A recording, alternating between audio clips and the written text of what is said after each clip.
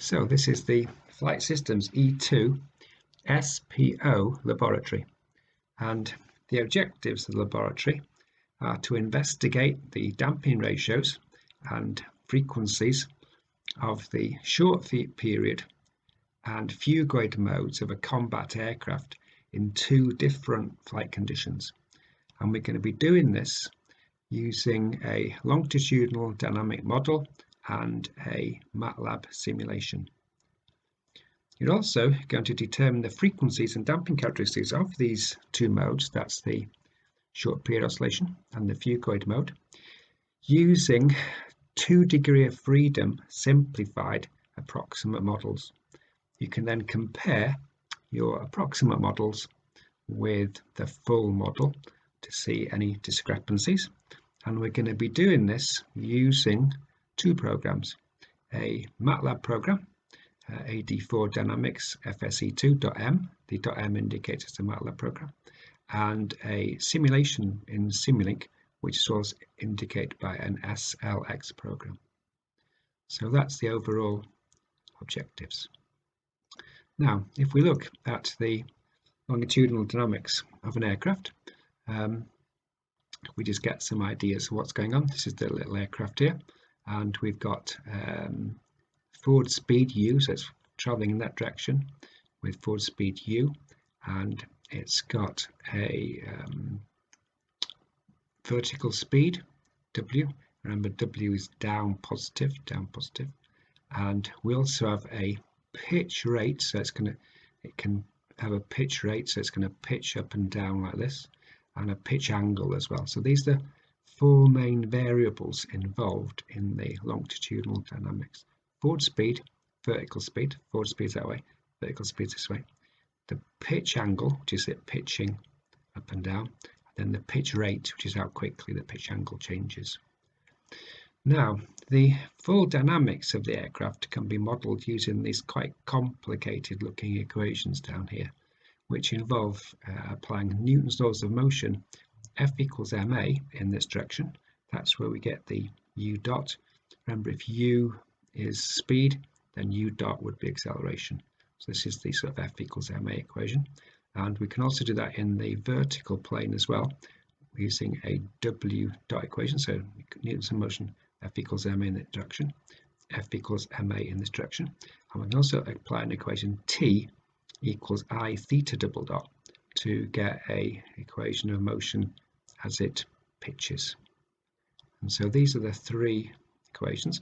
If we obviously integrate pitch rate, we'll get pitch angle to get a fourth equation building up here. So we've got an F equals ma, T equals I theta double dot, giving us a 3 degree of freedom motion. And this can be represented as 4 states, like first order differential equations. Now, in order to do some analysis on this, there are various techniques, but one of them is to rearrange these equations in a matrix form. And this is quite a long process in deriving this, which we'll do in the third year review course. But for the moment, we'll just assume that we've got this little equation here. And this is a fourth order equation because it's got 4 states associated with it. Now, this fourth order equation, when you solve it, will have 4 roots associated with it. So it can be represented by a fourth order polynomial. So if it's a second order system, it could be represented by second order polynomial, first order by a first order polynomial. This has got 4 states in, so it's represented by a fourth order polynomial. And this fourth order polynomial factorizes into 2 second order polynomials. Now, one of them is called the short period oscillation, and one is called the phugoid. So you have a fourth order system which separates down into 2 second order systems, and these now represent the short period oscillation mode and the phugoid mode. Now, clearly the derivation of getting at these numbers here is important to us, but going from this big matrix here can be a little bit tricky. So over the years, people have had a look at these equations and come up with approximate models. So it's in this laboratory experiment, it would be looking at approximate models as opposed to the full model. And the approximate models are second order system models, and there's one second order system model to represent the short period oscillation and a separate second order system to represent the phugoid mode. So what we can do is we can take this quite complicated problem, break it down into two sub-problems, and then represent those as second order systems. Now, if you remember about second order systems, the important thing is that there's a natural frequency, omega n, and a damping ratio associated with it. So we have damping ratios and natural frequencies of a short period oscillation, and we have damping ratios and natural frequencies of a phugoid mode. And that's what we're really after in the experiment, is getting hold of those numbers. If we look at briefly at the phugoid and short period modes, the phugoid mode is quite a slow mode where the aircraft oscillates up and down like this, is opposite. And what's happening in the phugoid mode is that as it comes down this way, it gains kinetic energy. It's like you're going downhill, you gain speed. So you gain speed, but you lose potential energy. As you gain speed, you get more lift. So that makes you go up. So as you go up with the extra lift, with the extra speed, you gain potential energy, but then you slow down a bit. It's like you going uphill on a bike. You slow down a bit, and then you get to here again, and then now you've lost kinetic energy, but gained potential energy, and then the real process starts again. So it's quite a slow process where you're going between potential energy and kinetic energy. So the forward speed is changing and the height is changing a bit as well. And this is quite a slow mode. The short period mode is a much quicker mode where the aircraft is slightly changing height on a W and pitch and the pitch rate. So the short period mode is a much faster response, typically 2 to 3, 4 seconds, and it's a change in the theta, in the sort of pitching motion of the aircraft. So quick change in pitch, and so that's the short period mode, significantly different from the phugoid mode. Now the short period mode can be approximated by this little equation here. So some of these parameters would have appeared in the original equations here and represent like flight derivatives, which we can get for the aircraft. And so if we know now what these flight derivatives are, we could, and the speed VR is the speed of the aircraft, we could then stick these. This is a second order system equation, which is the same as s squared plus 2 zeta omega ns plus omega n squared. And then we can do a pattern matching then to say that this term here is the same as this term here. That gives us the equation for the short period natural frequency. And then we know this term here is equal to 2 zeta omega n. So if we know that whole term is equal to 2 zeta omega n, but if we know what omega n is from this equation here, we can then compute the damping ratio for the short period. So this is the approximate model now that we're going to use to compute. We're going to pick up these parameters from our model, and then we're going to stick them into this and compute our natural frequency and damping ratio for the short period mode. We can do the same for the phugoid mode.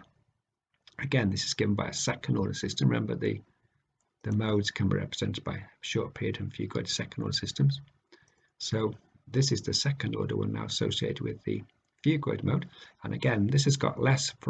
That's the forward speed. It's only got two flight derivatives in here, xu and zu, and so if we knew those, we could then stick that then into a second order system equation, and then we could then compare coefficients. So this term here turns out to be omega n squared, so that's omega n squared. So if we take the square root, we get omega n, and this term here, xu, is equal to 2 zeta omega n. So here's two more expressions now for working out the natural frequency and damping ratio, but this time of the phugoid mode. Now, if we move on to a simulation of the longitudinal dynamics, what we'll see is to start this rapid little movement here, and this is called the short period mode, and then there's this slower mode here which is called the phugoid mode. If we look at this little part here in more detail by changing the time scale, we can see this is the short period mode here, which is looking like a little second order system, and that's got a natural frequency damping ratio. And then this one is looking like a second order system, lightly damped second order system, and this has also got a natural frequency and a damping ratio, but they're significantly different.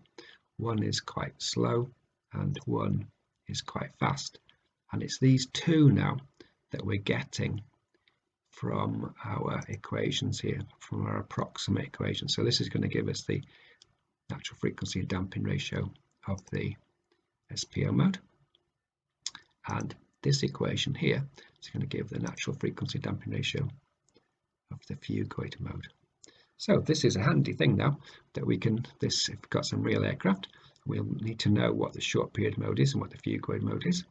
We can possibly use now these simplified expressions to get an idea of what those numbers are.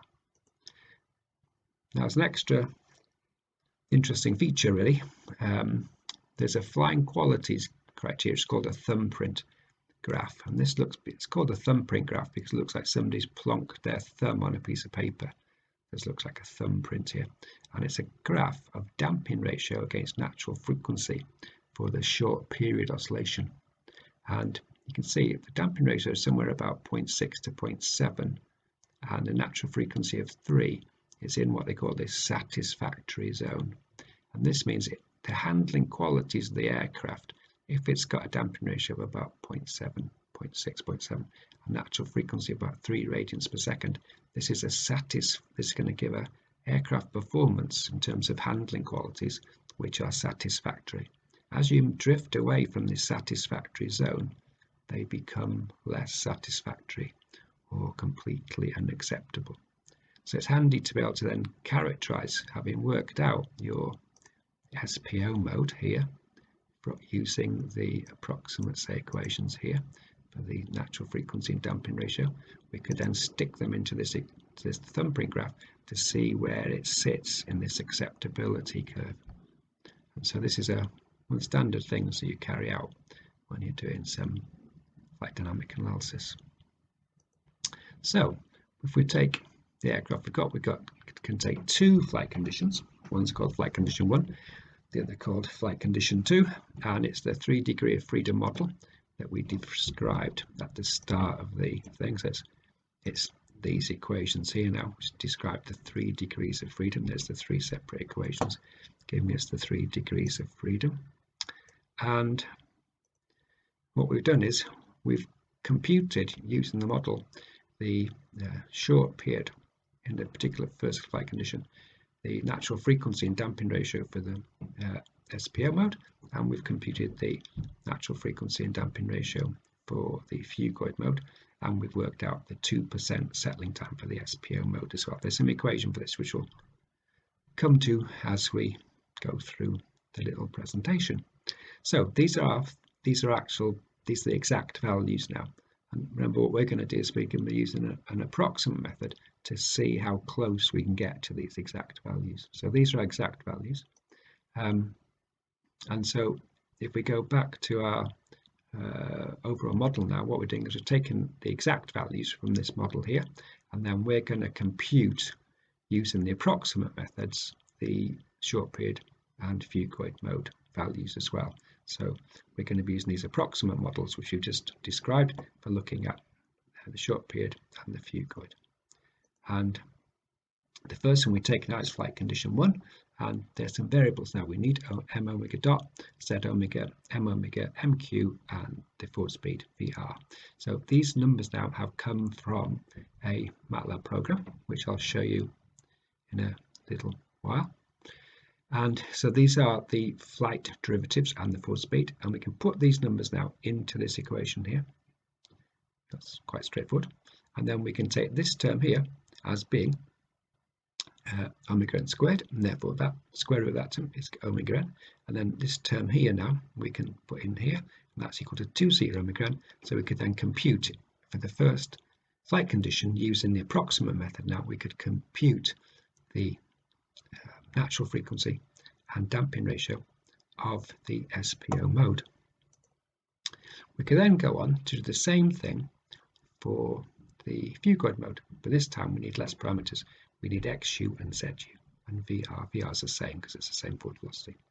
And we again do the same thing. We put these numbers into this equation, take the square root of that term to get the natural frequency of the Phugoid mode, and we solve 2c to omega n equals minus XU to get the damping ratio. We're then going into flight condition 2. Now how we get these different numbers we'll be looking at in a moment, because this is the Matlab program.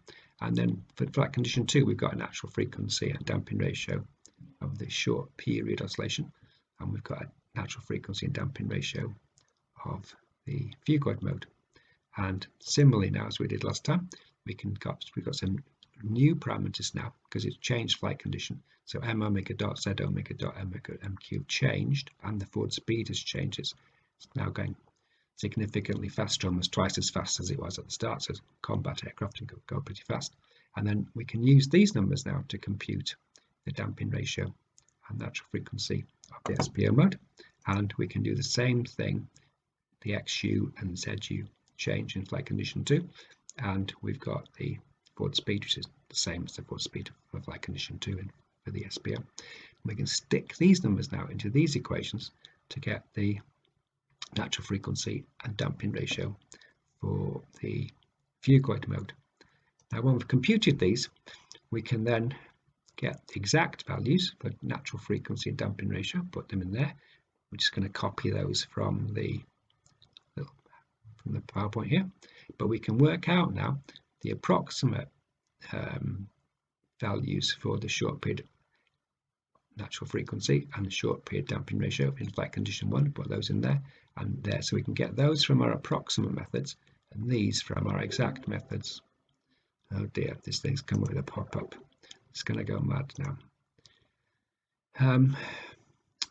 Now to get some other values, we need omega d, the time period associated with omega d, and the time for 2% settling. So we've got some little equations here now which we can simply use for any sort of second order system, and we can put the values of natural frequency damping ratio into these expressions to work out these numbers here and these numbers here. So we can then do a full comparison then between the exact calculations and the approximate calculations. Now I'm not going to put the numbers in because this is for you to compute, so you've got to complete this table now, and you can do that for the short period oscillation. You can then do the same thing for the Phugoid mode. You've got the exact numbers for the Phugoid mode natural frequency and damping ratio, and then you've got the approximate values for the Phugoid mode natural frequency and damping ratio. Swap these two around here for some reason, and then you can work out the damp frequency and the period of the damp frequency as well. And so that then is the first stage now in your calculations to see how good the two approximations are. Now sometimes in life you get a good approximation and you're pleased with it, and sometimes in life you get a bad approximation or not so good approximation. So we might find that one of these is quite good and one of these is not so good, but which one it is you'll have to figure out from your calculations. And that's the first stage now of our little set of things to do in this lab. So you're going to work out this table here, and you're going to get these numbers for the approximate using in the two different flight conditions, using the equations associated with the approximate SPO mode and using the equations for the approximate Phugoid mode. Then we've done that, then we're then going to move on to look at using the Matlab program in a bit more detail.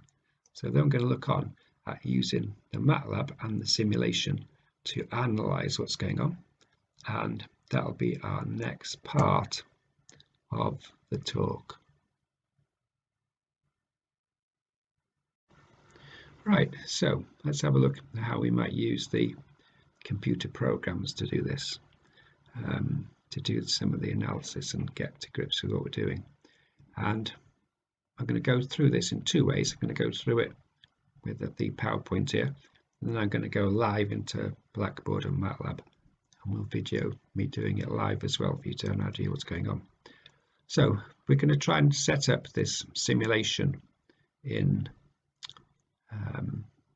Simulink.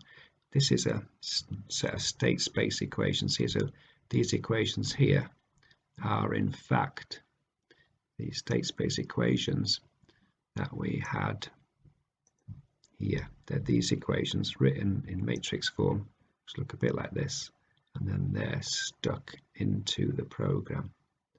And so that's what goes in this box here. And that's what there's a program now called A4 Dynamics FSE2.m, and that's what that one does. It puts the numbers into there for different flight conditions. You can choose the flight condition, and then you can run the simulation, and then you can investigate the forward speed, the vertical speed. Remember, vertical speed is positive down, so W is going downwards positive, and the pitch rate and the pitch angle. So you've got four things to do here. Here we've got a little box which converts radians to degrees, r to theta. It's got a nice little feature in Matlab. So because all these parameters inside here are in radians, but we might want to work in degrees because as humans we don't like radians very much. So to get going, what we're going to do is going to go into Blackboard, Flight Systems E2, and go into the SPO Lab. So it's at the moment hidden from students because we're still developing it, but it won't be hidden from you. And then you need to load these two programs. So you can just click on those and do download, and click on that one and do download, and it'll download those two programs for you. So when you do that, it'll come with a little box there which sort of says it's been downloaded. Now, having downloaded it, you've got a choice of what you can do. Just click on this. It'll probably boot up Matlab for you if you've got Matlab on your machine and run the program. Alternatively, if you go to your downloads, you could see if that program was there and then save it in some directory. So I don't know if it's going to work for me. Probably not. If we went to I'm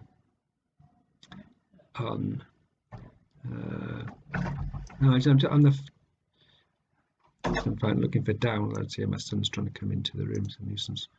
You can see it. You can't quite see it because it's. I don't think I can move this window, but there's some things that when I downloaded it this morning, it downloaded them into here, and you could then save them from there. It's not ideal, this, but gives you some idea. I'll go through it in a minute.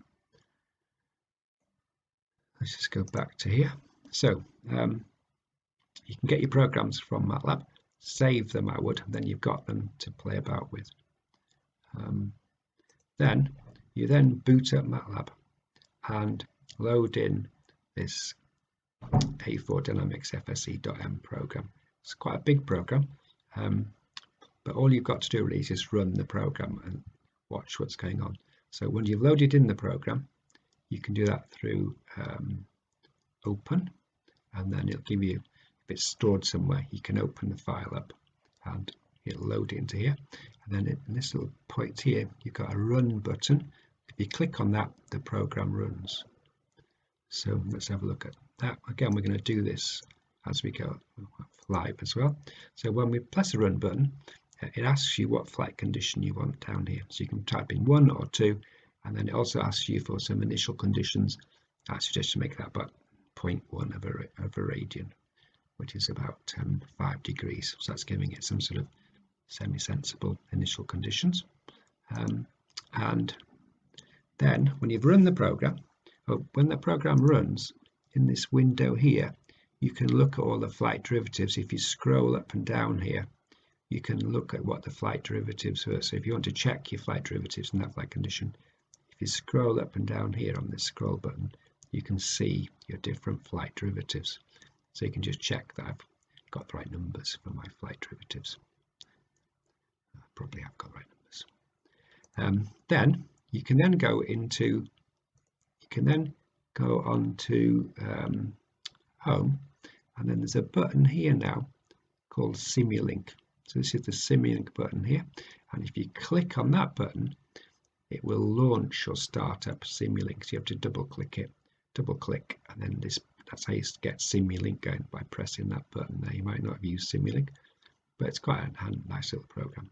So when you do that, it'll come up with this window here, and you can then do open. Click on open here, and then you can, wherever you've stored your program in some directory somewhere, you can then load it up. So I've mine stored in Flight Dynamics, and the program's called A4D. So I can't see, it's too small, but that's the program I wanted. And you choose that one and do open, and bingo, that will open the program like this. So this is now your simulation. And the two things you need to worry about the simulation are the runtime. The runtime's set in here, so you're going to run it for 20 seconds and 100 seconds. So you might want to change that number from 20 to 100 for different run times. And then to run the simulation, there's a button there which you press, and then that one runs. Once it's run the simulation, windows pop up with all the sort of things on. But if you click on any one of these scopes, you can investigate then the behavior of the different variables. And once you've got a scope up, you can then use a feature inside Matlab to copy the scope. So that's copy the graph of the transient response from the scope into a Word file. So you've got a record of the particular values for U, W, Q, and theta. And that's how we use now the Matlab programs. And what we should do next is going through this live for you to see how it works in reality. So that's going to be our next little thing. We're going to do a live version of this. Right, so next thing, let's see how to get at these little programs we need. So we can go into Blackboard and we click on Flight Systems E2. Having clicked on Flight Systems E2, we can then go down here and we can hunt for the SPO Lab. So it's hidden from students at the moment, but it won't be hidden by the time you get there. And click on that, and then you've got these two programs. Flight Dynamic, this is the Matlab program, and this is the Simulink program. So if you clicked on there, you can download the originals if you like, but if you just click on them like this, let's say we click on that one, then it downloads it to here. And then if we click on this one, click on that one, it downloads that one as well. So once you've downloaded those, if you then go into your general browser onto downloads, you can see then they're there, and then you could just copy those into a file. So what I've done is I've made myself a little folder. It's got all sorts of folders here, but too many folders. So on my desktop I've got a folder called Flight Dynamics, and I've copied them into there. So there's the two programs there. They're just sitting in my Flight Dynamics. So that's how I've sorted my programs out in Blackboard. Then I'm in now boot up Matlab. So to that I click on my Matlab icon, and then I can do open. So I go into open, and sometimes it has the old files here, but we'll just do open here, and it'll do a search for me. So if I go down to where I've stored it now, so that'll be in my desktop and in Flight Dynamics, and the program I want is this one here. So it's A4D Dynamics FSE2. So I click on that one and open it up, and up comes the program. So if I now click here and go into editor here, click on editor, I've then got the opportunity to run the program. So if I run the program, I can choose my flight conditions. I can choose like flight condition 1, and let's say to choose this as 0.1, and then the program's run. Now if I go up here, you can't see me scrolling, but if I scroll up, you can see now what the different flight derivatives are. It's got all sorts of variables in here. It's got what the natural frequencies of the SPO mode is, the exact ones, what the exact Phugoid ones are, and also what the 2% settling time is. And then it's got M omega dot, Z omega, M omega, MQ, so you can get all those numbers there. And if you want to do it again, if you run it again, you can then choose flight condition 2 and point 1, but don't do this, just do it once and then do the Simulink. If you run it now in flight condition 2, so now this is flight condition 2 now, so it's got slightly different values for N omega dot and all the SPO values, but that's how you can run that program. But what you can do first of all is run it again and you choose flight condition 1, because we need to do flight condition 1 first, and we can choose that as a 0.1. So this is now generated my data for me. If I typed in probably A there, there's this 4x4 A matrix, that type of thing. It's all in there for me, but I don't have to worry about this too much because it's just generating the data for the Simulink file. So next thing, go to Home, click on Home up here. So click on Home and then go across to Simulink and then click on the Simulink button. So double click this here to move your left mouse up and down twice quickly. It's quite tricky, but I can just about manage it. So double click on that. Now this can take a while, and then I've actually got my program here because it ran last time, so it stores what you've just done recently. But if we go into Open then, and then go into your flight dynamics, and you could then load. Now if it's a little funny little blip up there, it's a M file, and if it's got like a little blue triangle and a red square, it's a Simulink file.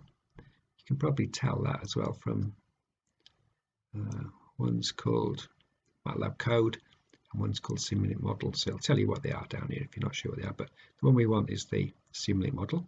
So click on that one and do Open. Now it can be a bit slow, but sometimes a bit fast. And this now gives us the Simulink model. Now the thing we want to know about this is we can change this runtime in here. So at the moment it's running for 100 seconds. But if we change, just change that by changing that, and this is the run button here. So when we press the run button now, it runs the simulation, and it's got some initial conditions, non-zero initial conditions on this, which force the Phugoid and SPO modes to be exhibited. So if we run this now, and up pop now a whole load of different things, different windows. And these display different variables. I'm just going to close them all down for the moment just to simplify things. So let's now run the simulation. So if I now click on the U box here, this is a little scope. If I click on this, then this is the output. This is the change in U, and I can plot it as this is the change in U here. And this is against on the 100 time scale. Now if I want to get a copy of this graph, if we go into File here, click on File and File, Copy to Clipboard. So do that, and then if you open up a Word file, it's quite a good trick. Open up a Word file like that, and then generate something like that, and then you can paste it in. And then you get the graph in there. Then tell it what it is, like say flight condition 1 and U, so you know what it is. But you could type that in here as well. So I'm getting too handy with my mouse here, aren't I? So maybe I did something. Let's cut. So I could do in flight condition 1.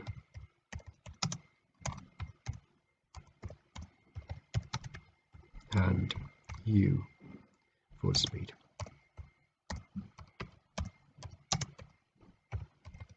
And that is in meters per second, and then we could do a paste, couldn't we? Paste that, and then you get your graph. You can change the size of this if you want.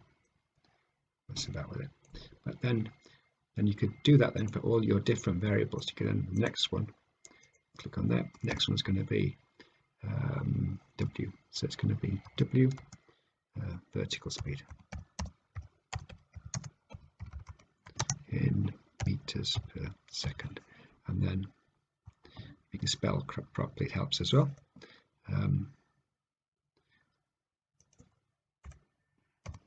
So I can't spell speed, believe it or not. And then we can go back to our Simulink now. So we go back to Simulink, and if we now click on the W one, we can now watch what the W one. So this is now W turns out to be quite interesting, because W, if we go back to U, there's no sort of evidence. This is just like some sort of frequency here. There's not much going on here in terms of the SPO mode's not really there. So the SPO mode isn't really demonstrated in U at all. But if we look at W, you can see now this is the SPO mode here. So it's second order, so up, down, up and down. And that's now superimposed on this slower phugoid mode. So this is your phugoid mode here, and this is your SPO mode. Now, as it turns out, the W is a very good indicator of looking at the SPO mode. It's a very nice way of investigating the SPO mode and its damping ratios and frequencies. You could get them from that graph quite nicely. And again, if we want to copy this, you just do File, copy to clipboard, then go off to our Word, and we just do a little paste. And we've got another graph in there. And again, we can change the size of this, make it bigger or smaller. Do as you fancy. You can rotate it even here if you want to. I don't think we want to rotate it somehow. And we can do that then for all of the variables. We can do the same for Q. So look at Q. So we'll quick look at Q. You can make, if you click on that button, they can get a big view of it. So you can see Q now has got quite a big effect. This is the SPO effect here, quite a big effect, but a relatively small effect on the phugoid mode. So Q doesn't really affect, that's the pitch rate. It gets excited a bit by the phugoid mode, but it's quite small, whereas the effect on the SPO mode is quite big. This is the SPO mode here, it's the phugoid mode here. And again, we could get a copy to clipboard, and we could go back to here, and we could put in some text here. I'll just put some rubbish here, and then we could paste it in. Oh, okay. I could have typed in Q, couldn't I? That'd be more sensible, wouldn't it? Q. Q. Let's go on to the next page. So if we just do an extra few lines, we'll go to that one, and then our last one is going to be theta, and this is in degrees. Pitch rate would be in degrees per second. It's not, that's in radians per second, isn't it? Radians per second. This one's been converted into degrees per second, because we decided to change it. So that's going to be our last little graph now. So if we go back to Matlab and or Simulink even, and click on this one, then now this one I've got a special graph on this. I messed about with this and I can't seem to get rid of it. I used a tool feature here to use gun tools. You can take measurements off your graph, and then you can take cursor measurements, single attributes, peak values. If you click on peak finder, it finds the peak values for you. There's different things. Tools is an interesting thing for messing about with the graphs. Do measurements, you can do signal statistics. Cursor measurements is quite nice. With cursor measurements you can let's go back to this. Measurements, cursor measurements, you can move these lines around like this, and it'll tell you what the numbers are. It'll tell you what the numbers come up here. That's what they are. So it's quite a nice way of interrogating your graphs, isn't it, using this. It's got all sorts of nice little features inside if you wanted to work out different things. But anyway, if you click on File again and do File, I can't even click now, File, copy to clipboard, and go back to here, and then we can paste in here, and then there's the theta. So this is the SPO mode around here. Not so easy to see this SPO mode in theta, and this is the phugoid mode. Phugoid mode is quite easy to see. So looking at these graphs now, we've got 4 graphs here. This is the forward speed, so this one doesn't have much of an SPO mode in, as well as mostly just phugoid mode. W has got the SPO mode in there and the phugoid mode down there. And if I can scroll down, Q has got quite a bit of SPO mode, but only a little bit, hardly any of Phugoid mode coming in, and then theta's got a bit of SPO mode and a bit of Phugoid mode in, and then that'll be our results then. But we want to do this for 2 time scales, so this is quite good for looking at the Phugoid mode. Really, we don't get much of a glimpse of what the SPO mode is actually doing because it's quite a short time scale. The SPO mode is only in the first, like say, 10 seconds. So we could go back now to Matlab or Simulink and change our time scale to 20 and then run again. And this time I'm just going to close these down to generate too many things for me. So then we can then look at, say, let's look at W. W is nice to look at, isn't it? So now this is the SPO mode now, and so you can see quite a bit of the SPO mode here. So going up, going down, going back up, so you can see more clearly that's just SPO mode on its own. Really, that is your SPO mode. Whereas because we've chosen a time scale here in about 20 seconds, this is mostly showing up as the SPO mode. And we can then take graphs of all these 4 as well now over 20 seconds and add them in to the Word file, and that gives us a complete set of results then for flight condition 1.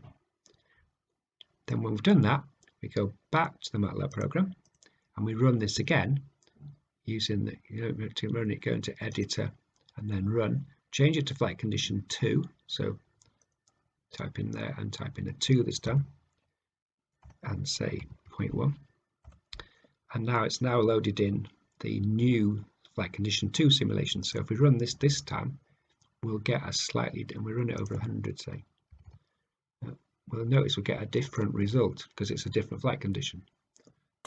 It's gone a bit mad for me. Let's just close these down. So if we look at W, which is a nice one to look at, so now this is W, so you can see W is significantly different to the W we had before. So this is the SPO mode here, so you can see it's significantly different now to our SPO mode in the different flight condition, and this is the Phugoid mode here.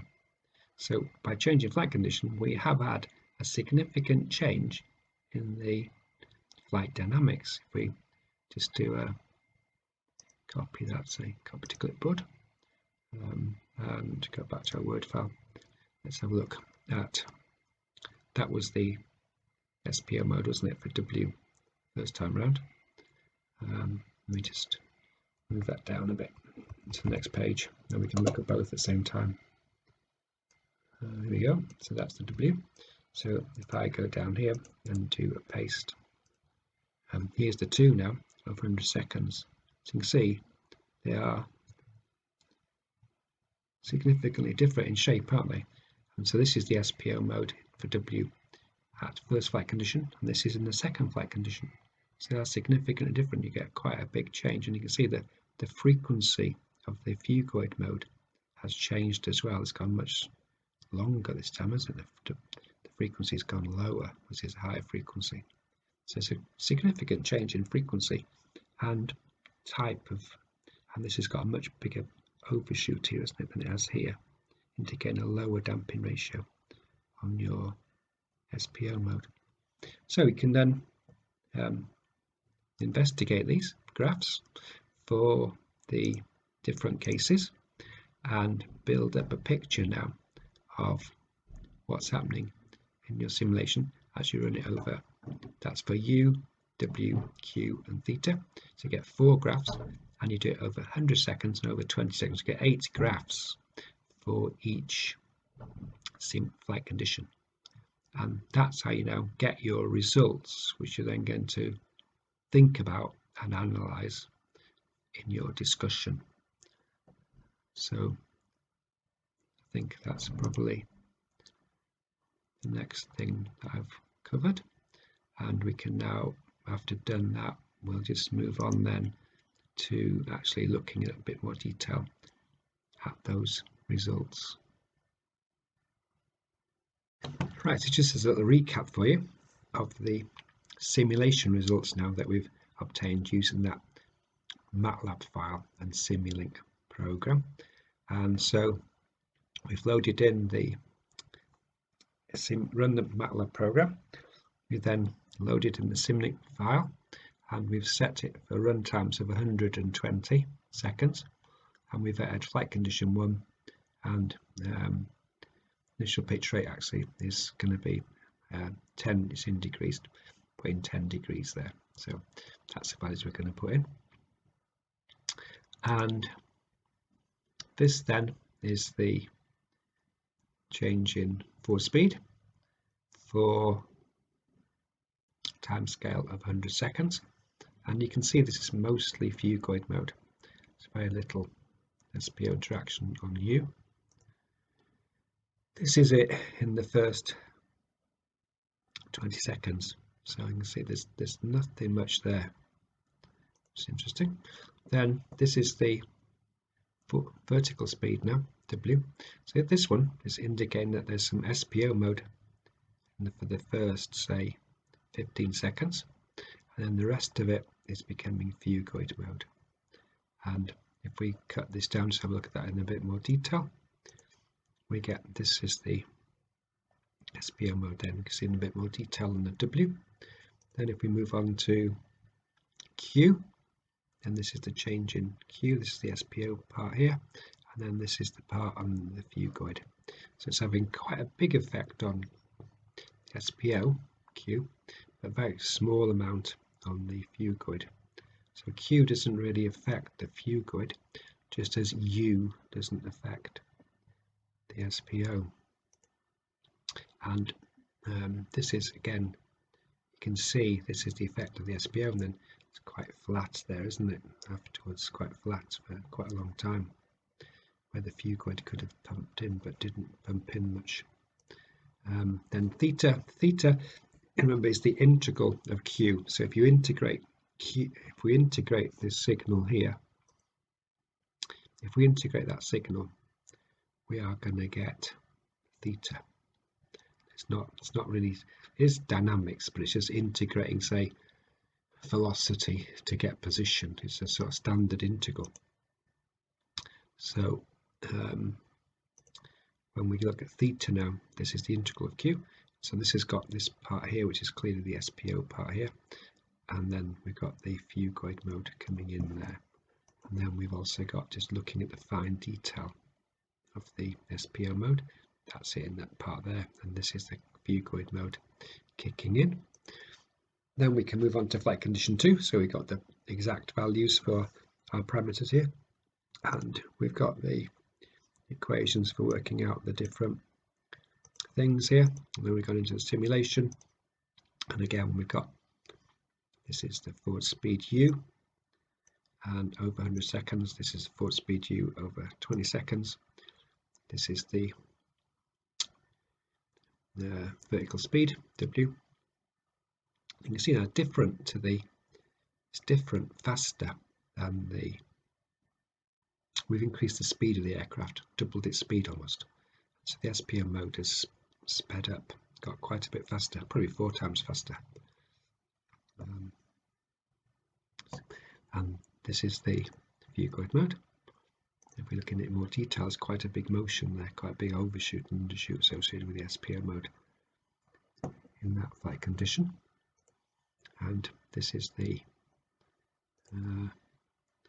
there's the W, here's the Q. So again, the Q have very little effect on the phugoid mode. And here's theta. Again, this is the SPO mode, and this is the phugoid mode, and this is over a shorter time scale. So there's all the simulations that we're looking at, and we need to discuss those then and see if you can. The best one probably to look at is, well, you can look, they're all interesting really.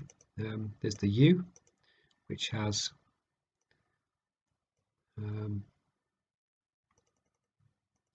U, which has just almost purely phugoid, and the W, which has got a lot of SPO in.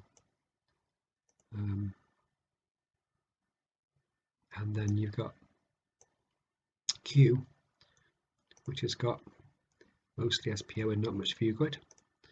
and theta, which is integral of Q, so it's got quite a bit of SPO Phugoid in there as well.